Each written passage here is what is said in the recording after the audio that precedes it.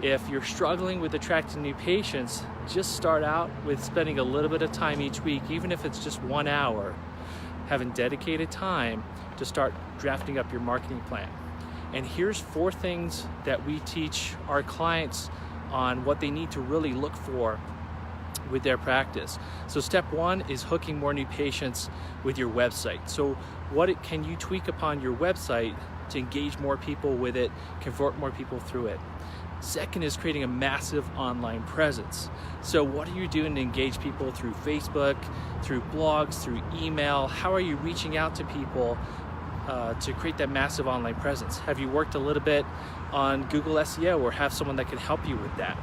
Then people can start finding you in the local area. A very simple thing that you can do for yourself in your clinic, even if you're not super tech savvy, is you can use Google My Business. Now, Google My Business, you should have an account for it.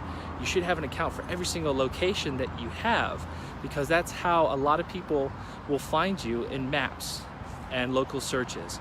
So spend some time in your Google My Business account. Now, third, you want to create patient super fans.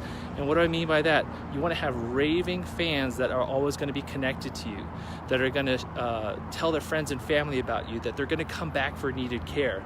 So even though they love you when they leave, if you don't keep in touch, if you don't keep marketing to them, if you don't keep pushing out useful information to them, you become out of sight, out of mind. So you want to definitely send out a patient newsletter each month, send emails out to them, provide useful tips, advice, have someone call them every quarter. All those things are really, really important to keep that patient engagement. Have them come back for special event days, patient appreciation days, all kinds of things you can be doing there to create more engagement with your past patients. And guess what? Now you have ideally 500, 1,000, 1,500 or more marketers working for your practice, advocating for you out there in the community. So that's step 3. And finally, step 4, you want to have people, you want to be able to track and measure your results. Like, how do you know what's happening, right? So you need to have systems in place where you can track across the front desk how people have heard about you.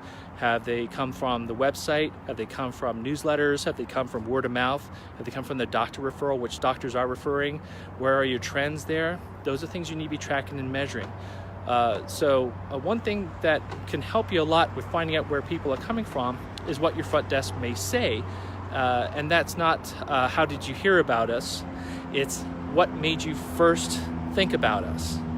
Try that phrase with your front desk. What made you first think about us?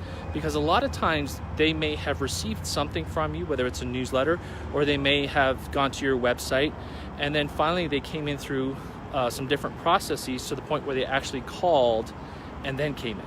So you want to be able to get back to what was that first thing that made them think about coming back in, right? Or how they got to you, right? So they might have.